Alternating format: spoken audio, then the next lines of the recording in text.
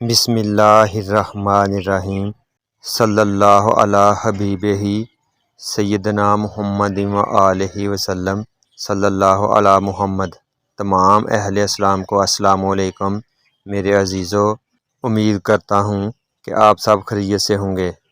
میرے عزیزو، جب بھی درود پاک پڑھیں، اپنے لیے جب دعا مانگیں تو مجھ گناہ گار کے لیے بھی دعا ضرور کر دیا کریں۔ آئیے اب میں آپ کو بتاتا چلوں کہ ہماری کون سی عبادات، کون سی عادات اور کون سے احوال مصیبت ہیں جب درود پاک پڑھنا مستحب اور لازم ہے۔ میرے عزیزو، اپنے اوپر درود و سلام کو لازم کر لیں۔ اب میں آپ کو وہ عادات بتا رہا ہوں جس وقت درود و سلام کا نذرانہ پیش کرنا مستحب عمل ہے۔ جب بھی کوئی آدمی مجلس سے کھڑا ہو تو نبی رحمت صلی اللہ علیہ وآلہ وسلم پر درود و سلام پیش کرے۔ ہم میں سے زیادہ تر لوگوں کو بھولنے کی عادت ہے۔ جب بھی ہم کوئی بات بھول جائیں تو نبی رحمت صلی اللہ علیہ وآلہ وسلم پر درود پاک پڑھنا مستحب عمل ہے۔ کسی شے کو اچھا جاننے کے وقت، کسی چیز کو بیچتے وقت نبی رحمت صلی اللہ علیہ وآلہ وسلم پر درود پاک پڑھنا مستحب اور اچھا عمل ہے۔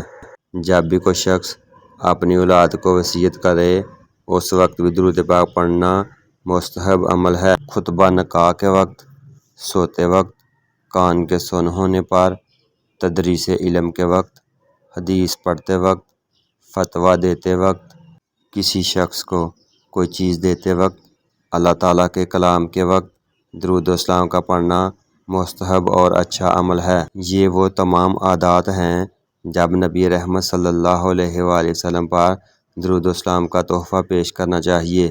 میرے عزیزو، مصیبت، پریشانی اور مشکلات، یہ تمام احوال مصیبت کہلاتے ہیں۔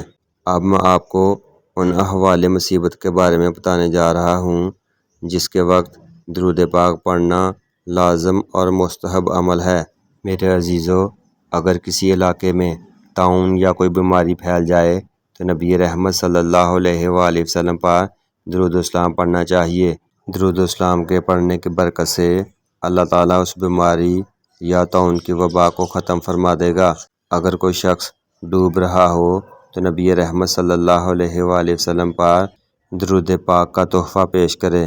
فقر یعنی غربت کے وقت نبی رحمت صلی اللہ علیہ وآلہ وسلم پر درود پاک پڑھنے سے اللہ تعالیٰ اس کی غربت ختم کر دیتا ہے اور اس کے مال و دولت میں برکت اور اضافہ فرما دیتا ہے۔ جب انسان مشکلات و مصائب میں گرا ہوا ہو تب بھی نبی رحمت صلی اللہ علیہ وآلہ وسلم پر درود و سلام کا تحفہ پیش کرے۔ جب مسلمان کسی جنازے میں شامل ہوں تب بھی نبی رحمت صلی اللہ علیہ وآلہ وسلم پر درود و سلام پڑھیں، اور جب میت کو قبر میں داخل کیا جائے تب بھی نبی رحمت صلی اللہ علیہ وآلہ وسلم پر درود و سلام کا تحفہ پیش کرنا چاہیے۔ میرے عزیزو، ان تمام احوال، عادات اور عبادات کی تفصیل سے ہمیں معلوم ہوا کہ اللہ تعالیٰ چاہتا ہے کہ ہم ہر وقت، ہر پل نبی رحمت صلی اللہ علیہ وآلہ وسلم پر درود پاک کا تحفہ پیش کرتے رہیں، کیونکہ اللہ تعالیٰ بھی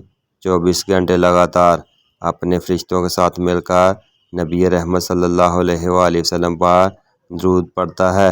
میرے عزیزو، جتنی بھی آپ کو ڈیٹیل بتائی گئی ہے اس کا ریفرنس ذخائر محمدیہ سے لیا گیا ہے۔